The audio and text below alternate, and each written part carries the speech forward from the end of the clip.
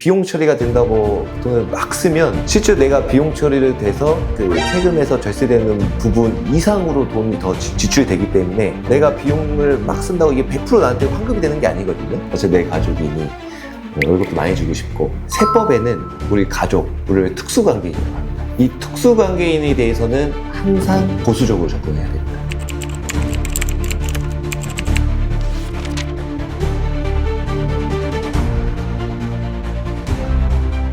형사 안녕하세요. 네, 안녕하십니까. 저희 유튜브가 2번 촬영이 다 나갔습니다. 네. 주변에서 반응이 뜨거운가요? 뜨거웠으면 좋겠습니다.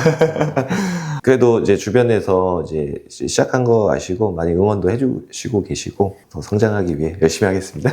그래서 말인데 저희 채널의 컨셉은 뭔가요? 저희 채널의 컨셉은 솔직 담백 그리고 쉽게 얘기하는 걸 저는 컨셉으로 잡고 있습니다. 그래서 세법이 사실은 딱딱하고 어렵잖아요. 열심히 제가 설명을 해드리는데 시간이 한계가 있기 때문에 제가 설명드리는 거는 한 명한테만 설명이 안 되잖아요. 너무 아쉬운 거예요. 분명 이 비슷한 고민이 여러 대표님들도 계실 텐데 제가 유튜브를 하면 좀 다양하게 좀 알려줄 수 있지 않을까라는 사실 기대도 있었습니다.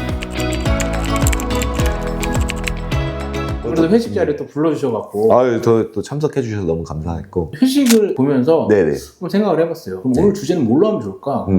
회식과 세무는 어떤 관계가 있나? 보니까 회식도 비용 처리라는 부분. 그럼요. 많은 회사들이 네네. 비용 처리 관련된 관심이 많잖아요. 많습니다. 그래서 비용 처리는 네. 어디까지 가능한가? 정말 많이 질문 받는 것 중에 하나긴 합니다. 비용 처리를 어디까지 되느냐에 따라서 나의 이제 이익이 결정이 되는 거고, 그 이익을 기준으로 세금을 매겨지기 때문에 비용 처리가 굉장히 중요한 부분이라고 할 수 있습니다. 가장 큰 비용 처리 한번 생각을 해보니 네네. 일반적인 회사로서는 다 월급. 물론 업종에 따라 좀 차이는 있겠지만 인건비가 차지하는 비중이 꽤 높죠. 일부 업종은 대부분을 차지하는 업종도 있고. 근데 어떻게 조절할 수는 없는 거잖아요. 내가 비용을 줄이기 위해서 네. 이 친구의 월급을 더 줘야겠다 이렇게 할 수는 없는 거잖아요. 그럴 수는 없는 거죠. 네. 비용이라는 거를 딱 정의를 내려보면 뭐냐면 수익을 창출하기 위해서 발생하는 지출 금액을 의미합니다. 매출과 소득에 대해서 좀 혼동하시는 경우가 많거든요. 매출 또는 수익 금액이라고 하거든요. 나의 순이익, 소득 이 부분은 좀 구분을 해서 생각을 하셔야 됩니다. 그러니까 매출에서 비용을 뺀 금액이 소득이 되는데 이거를 이제 매출과 소득을 이제 혼용해서 쓰는 경우가 종종 있어가지고. 직원들 비용 얘기하다 잠깐 넘어갔는데 네네. 직원들의 비용을 올리면 올릴수록 또 비용 처리가 많이 되는 거잖아요. 그게 좋다라고 하는 가정이라면 네네. 가족 단위 있잖아요.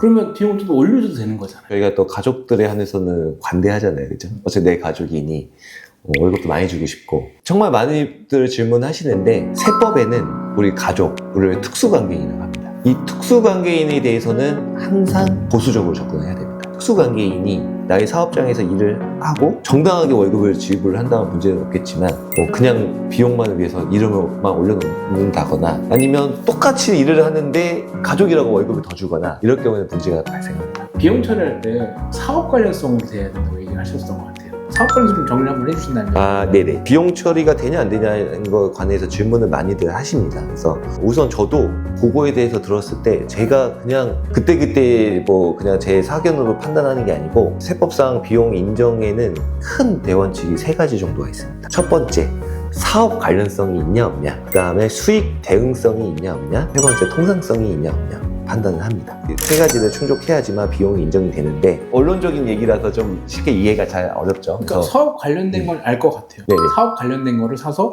비용 처리를 할 수 있다. 네네. 수익 대응성은 뭔가요? 예를 들어서 내가 어떤 매출을 일으키려면 어떤 그거에 대응되는 항상 반대급부 비용이 발생할 수밖에 없거든요. 제가 어떤 제품을 파는 업종이라고 했을 때 만들 때 들어가는 비용들이 있겠죠. 이거를 이제 수익 대응성이라고 합니다. 통상성은 어떤 건가요? 같은 종류의 사업을 영위하는 동일한 상황에서 발생하는 금액을 말합니다. 똑같은 업종에 있으면 발생하는 비용들이 이제 비슷하게 발생할 수밖에 없거든요. 예전에 화두가 됐던 리베이트, 관행상 많이 지급을 하고 있는데 이거는 사회적으로 어떤 사회질서에 위반하는 비용에 해당이 되기 때문에 이거를 대법원 판례에서 비용을 인정하지 않고 있습니다. 회식은 사업 관련성에 관련된 거잖아요. 직원들을 위해서 사업 관련돼서 회식을 한다. 그러면 여기서 이제 궁금한 것들이 많이 생기는 것 같습니다. 직원들 입장에서 얘기를 해볼게요. 어차피 그런 거 비용 처리되고 법인카드니까 네네. 마음대로 써도 되잖아. 네네. 우리 돼지고기 먹고 소고기 먹고 네네. 그렇게 해서 많이 쓰면 되지 않느냐. 그러니까 비용 처리가 직원들을 위해서 쓴 이제 복리후생비에 해당이 된다고 하면 그 금액에 대한 한도는 정해지지 않았습니다. 하지만 배보다 배꼽이 클 수가 있는 거죠. 비용 처리가 된다고 돈을 막 쓰면 실제 내가 비용 처리를 돼서 그 세금에서 절세되는 부분 이상으로 돈이 더 지출되기 때문에 내가 비용을 막 쓴다고 이게 100% 나한테 환급이 되는 게 아니거든요. 포인트 내에서만 이제 어떤 절세적인 효과가 있는 것 뿐이지 생각보다 요거를 잘 오해하시는 부분도 있더라고요. 또 그런 거 관련돼서 많은 분들이 궁금해하시는 것들이 차를 뭘 사야 돼요? 차도 비용 처리가 된다는데 이렇게 궁금해하시는 분들이 많이 있어요.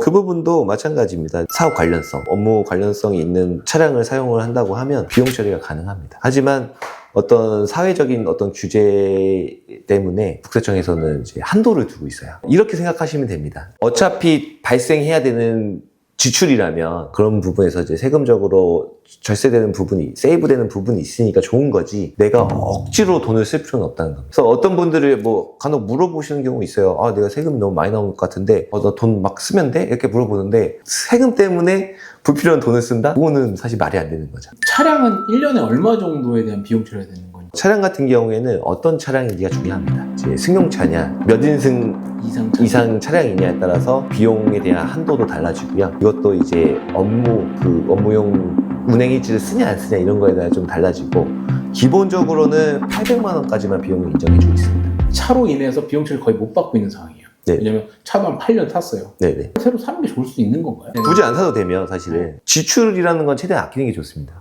왜냐하면 내가 100원이라는 지출을 했을 때 비용 처리로 인해서 내가 효과 볼 수 있는 거는 아무리 커도 50%를 넘지 않습니다. 근데 내가 이 100원을 안 쓸 수가 있다고 하면 100원 전체를 아끼는 거죠. 그러니까 어거지로 불필요한 지출을 할 필요는 없는 거죠.